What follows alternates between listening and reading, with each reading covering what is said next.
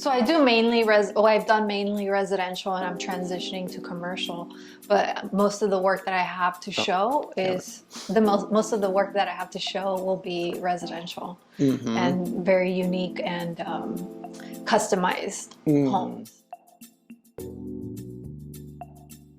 And aspiration is to build homes that are easily designed as green homes. So I would have liked to possibly build a model home and show owners like this is how easy you could build a green home, and show them actually like in real life, a real life experience of a green home.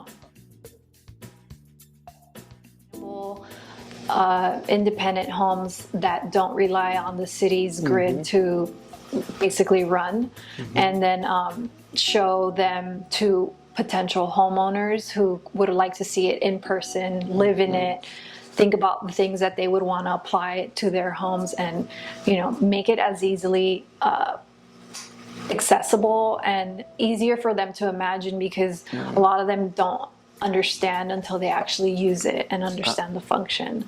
So I think if I just built it and showed them, it would be much more easier for them to imagine it and apply it to their own home. Hi Nancy, how are you? I'm good, thank you. Yeah, thank you so much for your time. One of my classmates, Ron, so we are really good when we are in the community college. So when I start this project, Showcase, I want to interview different creative people around LA. So, and then he told me that he have a partner, which is you. So that's why I try to see how, who you are, and then also see what kind of creative work you're doing right now. Hello everybody, my name is Nancy. I work in residential architecture and a little bit of commercial. I'm transitioning into commercial, hopefully full-time. Yeah, I met Ron through Woodbury University, and we've partnered up and hopefully gaining some more traction with multiple projects in residential and mostly commercial. So one of the things I really like your projects, because I always see Ron's putting the picture behind the scene, and then also to show the final finished product. That's really nice. So I see that from the beginning and all through the different construction to see the final product. So also, can you also tell us more where you come from and why you study architecture? I mean, so I was born and raised in Los Angeles, in the Valley, and my interest was mostly sparked through when I was a little kid, and my mom would take me to like missions and museums and just observe the architecture throughout the city.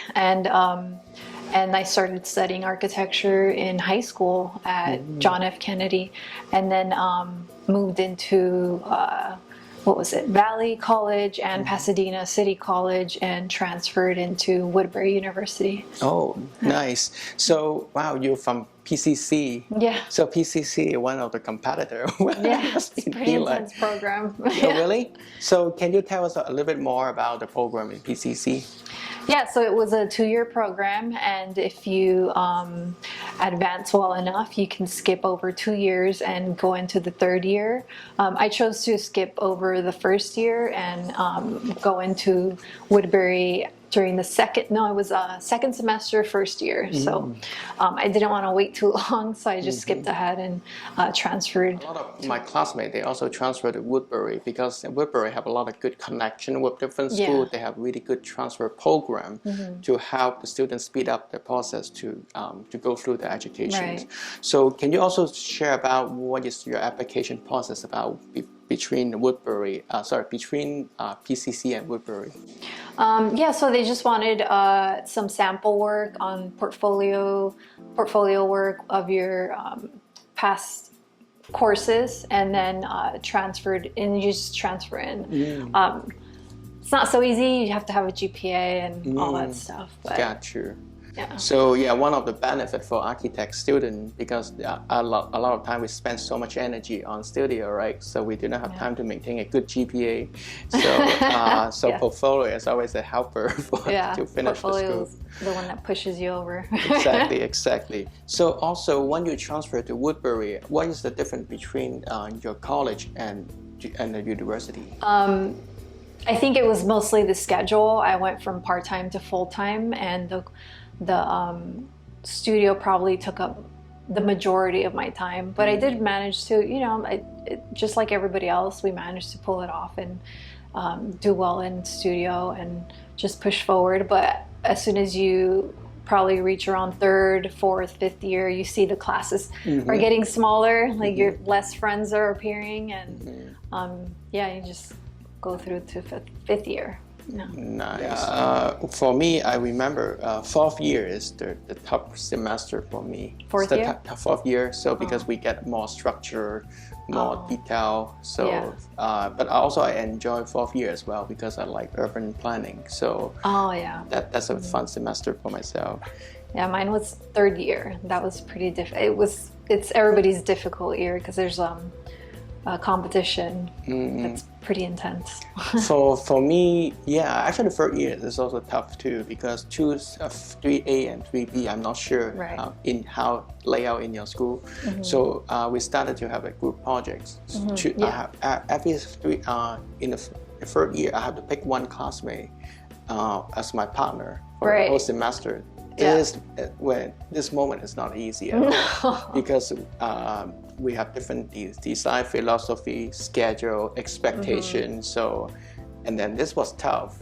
Yeah, that's also when you see some certain friends break up, and then others, you know, grow closer. So it is a difficult year because you have to kind of marry somebody for 1 year. Oh, wow. Yeah. So also, would you mind share a little bit more? What is the most difficult moment when you transfer to what is the most difficult moment when you're in Woodbury? It wasn't so much a moment. It was more of a decision of priority and sleep. Prioritizing sleep and you know, like your health, because at some point it just gets so exhausting pulling all these all-nighters, and you just have to, you know, either choose to sleep or do well in class, and hopefully it's doing well in class. So that's probably the hard part, and just making everything work, all your classes. Wow, when you're talking about sleep, this is a really big topic for architect student. In my school, we have 3 days. So Monday, Wednesday, and Friday. So Tuesday night will be tough because you're exhausted after the date. So I'm trying to take a break as much as I can. And then Tuesday will be like a general education, like the stud history, whatever classes. Yeah, so, it's exhausting. Then you need to produce because you need to meet your professor again to do the work. So my record is I have 2 nights never sleep. Oh my God. I had 3 and then I cried by the end of the 3rd night. I just could not take it. So you 3 nights. 3 nights. This is, I talked to probably more than 100 people. 3 is the max. More of the student. No, I think after the 3rd night, you're just not even, you can't comprehend anything. You cannot function anymore. No. The 3rd night was just horrible. So you mentioned that one thing is really great is the time management, right? So I believe that when you transfer to the university, the time management between the class, between school, and also to maintain your productivity, this is really difficult. Yeah, and it follows you all the way through, you know, after you graduate. It's still the same, but you just kind of learn your boundaries and move career. So during my 5th year, somebody recommended me to a contractor / designer, and he was giving me some work to do, and he kind of taught me a lot ever since. And he's actually the reason why I moved from you know, school to building my own company, because a lot of people that I knew didn't do that. They went to corporate, which is also a good thing. It's, you know, reliable income and healthcare and all that stuff. But I just couldn't see myself going to an office day in, day out. I wanted more control over my schedule, my time, you know, the ability to take off time whenever I wanted, all those things. So I continued working with him, and then just started gaining my own business and recommendations, and people just, you know, word of mouth, getting more work, and just kept going. Got you. So how about your schedule right now? Because as a typical student, they graduate, they go to architect's office to do work, probably Monday, Friday, and then. But how about you? When you maintain your own business, so what is your schedule look like? So the first 2 years, I was putting in about 16 hours a day. And wow. I know that it was fast enough to complete my required hours for licensure to like a year and a half. I did it, which is I think supposed to be 2 to 3 years around there. So I was working really long nights and days, and I was very frustrated about what I didn't know. So that's why I was working so much. And then eventually I got a little better, a little smarter, and started putting in less hours. Just you know, I just started prioritizing my health finally, and yeah, and just now it's 9 to 5, and I have an intern, and she, you know, she catches what I can't, and it's working out pretty well now. When you finish your school, you have your business. So, and then I know that you mentioned you focused on residential projects, and then also transition to commercial project. Can you share with us what kind of project you're doing right now? Also share with us what you learned from your project. Yeah. So right now I'm doing, I think the majority I'm doing residential, and they're custom residential.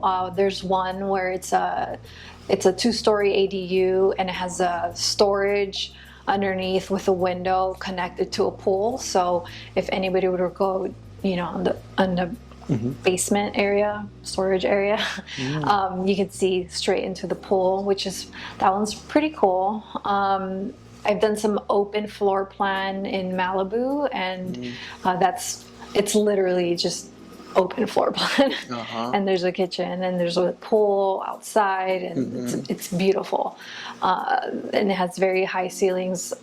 We were initially designing it for a basketball player, so everything's very up there.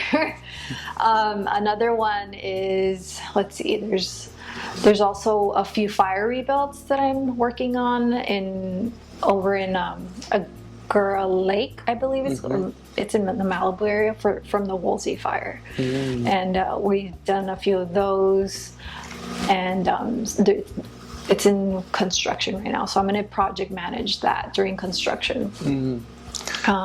So you manage the project to talk to the client, to collect the requirement, all the way go through and manage the constructions. Yes. Oh, nice. As a turnkey development. Yeah. Oh, nice. Yeah. So also, you mentioned that you try to do more commercial projects. Can you share us a little bit more about?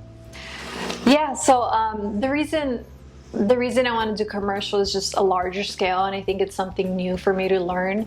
I've learned a lot in residential, but I think it's just kind of time for me to grow into something else at the moment. Yeah.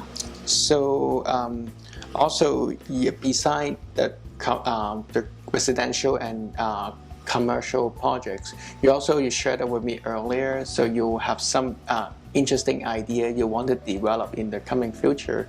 Can you also share with us? Yeah. So an idea of mine, and more of a dream of mine, is to start building custom homes and make them on what I call off-grid, on-grid homes, which is sustainable, independent homes that don't rely on the city's grid to basically run. And then show them to potential homeowners who would like to see it in person, live in it, think about the things that they would want to apply to their homes, and make it as easily accessible and easier for them to imagine, because a lot of them don't understand until they actually use it and understand the function. So I think if I just built it and showed them, it would be much more easier for them to imagine it and apply it to their own home.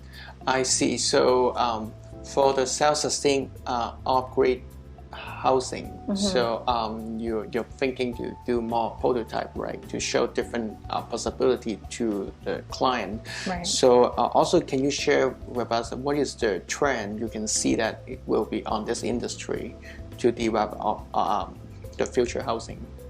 Like the technology, like the city, how they can, what is kind of movement you can see it there? I mean, I don't have specific types of material and things like that. I just have an idea of them like walking in, and I think that the difficult part of it is that the owners just can't really imagine it. They need to use it themselves. Gotcha. So that for me is the idea of them, because there's going to be multiple ways of making a house off grid, and like it just takes some research. But what I really want to do is make it easier for the homeowners to imagine it and just like feel it out. And maybe even they could stay in the house and just say like, I really like this, I really want to apply that, this is great, this might save me money, things like that. That's what I see, because it doesn't really exist. People go to showrooms and they just that's easier for them, especially for doors and windows. Like they want to see it, they want to test it, I see. But we just don't have that for sustainable homes, unless it's like the solar decathlon, right? Yes. So so the decathlon, this is one of the projects I participated before. We have different schools, they develop their off-grid housing. So and every school have they choose different problems to deal with. Right.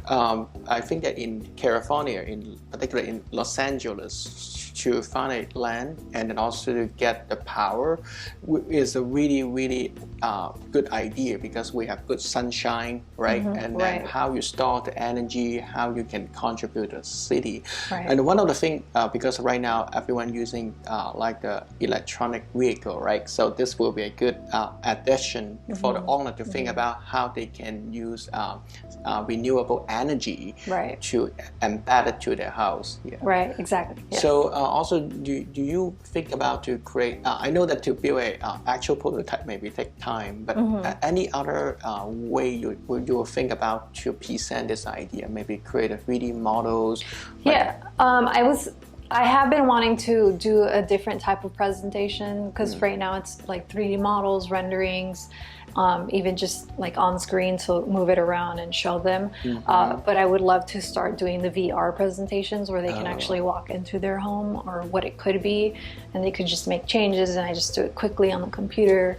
They can experience the space of it. I mean, I've been trying to do it lately, somewhat like that ever since the whole COVID thing happened, or I would ask them to Zoom with me and I would share the screen, and they just love that. They love seeing the model and being able to move it. Yeah, also when I doing the VR, one of the features I really like it, you can change the time, so you can see from the sunrise to sunset. So that's very helpful, appealing to the client. Yeah, because they want to see where the shade falls and spaces. One of the biggest unexpected challenges that I've experienced, because I didn't experience it in school, or really not really at all, was sexism and dealing with people who are, it's like an industry just dominated by men. I mean, that's changing now, thankfully, but it is something that I have to deal with on a daily basis. Also looking young, and just older people not taking it too kindly to basically be told what to do by me. I see. So yeah, it's been a challenge. It's been difficult, and I do try and support as many women as possible in the industry by giving them advice, because I have gotten a little bit better about navigating that area.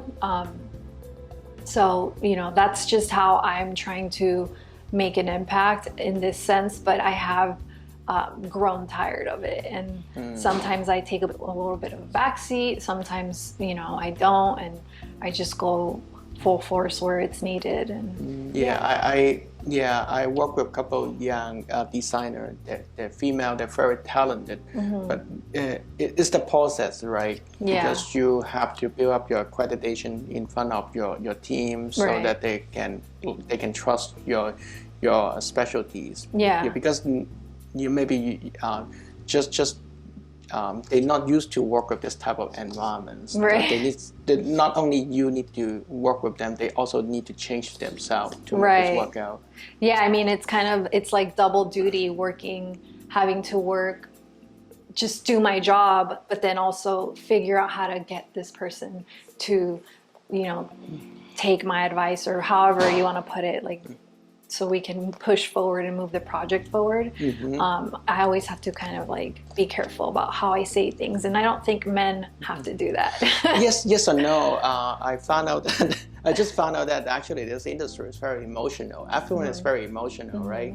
So because they as a male, so when they have the difficulty, they just trying to figure out by themselves. And then when you try to help them, they feel uncomfortable. They don't want to show them, I cannot figure it out. I believe that like the younger generations like us, so we used to be as a collaborative world, right? So when we have problems, we Google it, we search it, and we make a phone call to my friend. Hey, I get this problem. Can you help me to work out the ADA issues? Something like that. So we've been very collaborative to figure out the problems. But in the older generation, everything they have to figure out by themselves. Right. There's a lot of resistance and pride. But I do have hope that, like you said, our generation, it's much easier to work with. They're not so like resenting help or just, you know, advice or the team effort. So it's good. We just finished the conversation about your work. So it's time to wrap up our interviews today. So when you're in school, can you share with us what is your favorite college tradition? I think it's when students come to help the fifth-year students with their thesis. It's usually, I think, first year, and then they, you know, come over and help. Sometimes they don't want to do it because they're exhausted, and you know, it's finals, and it's just, you know, I don't blame them.